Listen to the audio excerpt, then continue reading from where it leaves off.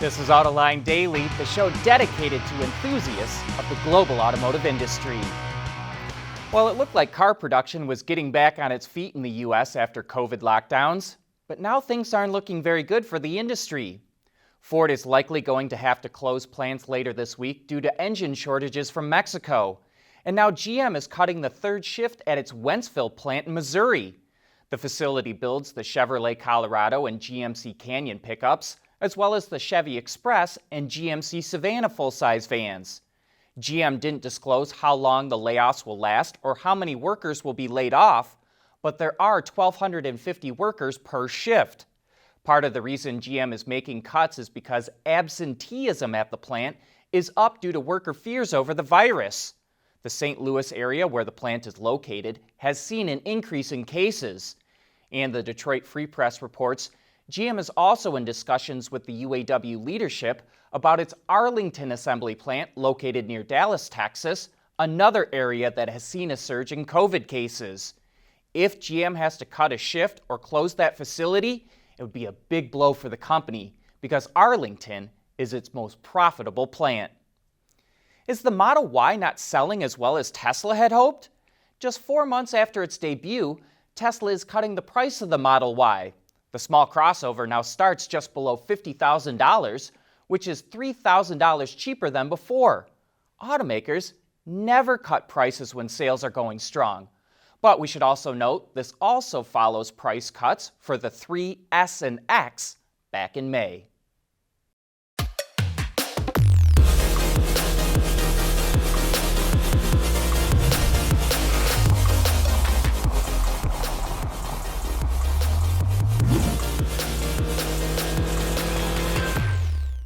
Engineer from anywhere. Perform tests from your office, lab, or living room. OTA, connected car, diagnostics, remote testing, we have you covered. Our hardware and software is trusted all over the world. Global company headquartered in Troy, Michigan. Intrepid Control Systems.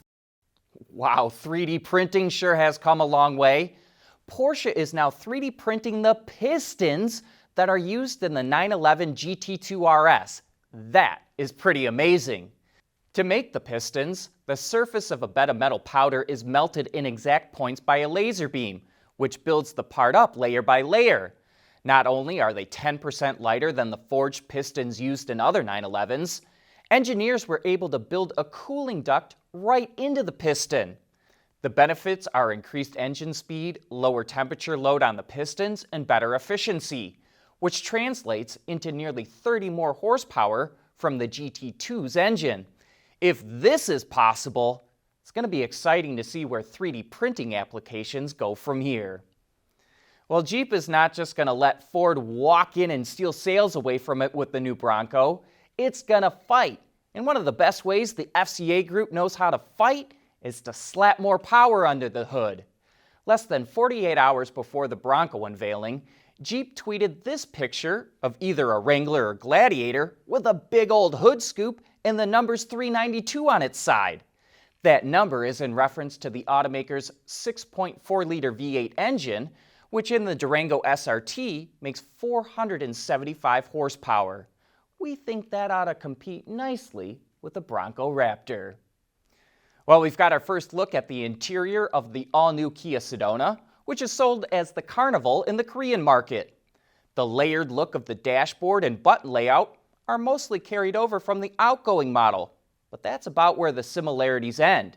The instrument cluster has gone all digital and now blends together with an equally sized 12.3-inch infotainment screen.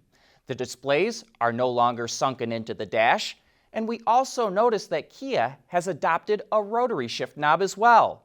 Sales of the new minivan kick off soon. Coming up next, John brings out his inner enthusiast with the latest car to come through the Autoline garage. Autoline Daily is brought to you by Bridgestone Tires, your journey, our passion, and by Intrepid Control Systems, over-the-air engineering. Boost your game. Later tonight, Ford is unleashing a barrage of information about the new Broncos. It's going to be running promos on ABC, ESPN, National Geographic, and Hulu during the first commercial break after 8 p.m. Eastern Time on those networks. Ford will also provide more content on YouTube, Facebook, Instagram, and Twitter. And we will have more details about the Bronco and Bronco Sport on Autoline Daily tomorrow. We just had a Hyundai Veloster N in the Autoline garage. As you probably know, N is the letter that Hyundai uses to designate its highest performance vehicles. And the Veloster N truly deserves that designation. The one we drove came with the $2,000 optional performance package with a 2-liter twin-scroll turbo engine that cranks out 275 horsepower and 260 pound-feet of torque. With a curb weight of just over 3,000 pounds, that works out to 10.91 pounds per horsepower, which is quite good. Just to give you some idea of what that number means, it's a better power-to-weight ratio than the old Honda S2000 sports car. The Veloster N can truly be considered a track car. The seats are heavily bolstered. It comes with Pirelli P0 235/35 19R summer tires. It gets a limited slip differential and big brakes, 13.6-inch rotors up front and 12.4-inch in the rear. This car is really responsive. It darts to the apex with a flick of the wheel, accelerates with a rush, and hauls on down to nothing when you stomp on the brakes.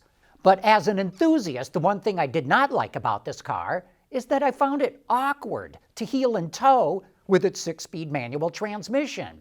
In fact, this is a mistake that most automakers make.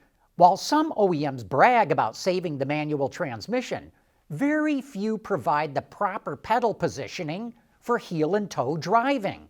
And while the Veloster N provides automatic rev matching, to me, that's like riding a bicycle with training wheels. Real enthusiasts need to learn how to heel and toe on their own, but they need the pedals to be in the proper position. The Mazda Miata MX-5 is a perfect example of how to do it right, and is a more satisfying car to drive, if only for that reason.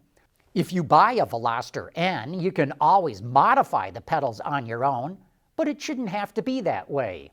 The model we drove cost just over $30,400, and it's rated at 25 miles to the gallon, or 9.4 liters per 100 kilometers. And I gotta say, I liked everything about this car except for those pedals. Anyway, that wraps up today's report. Thank you for watching.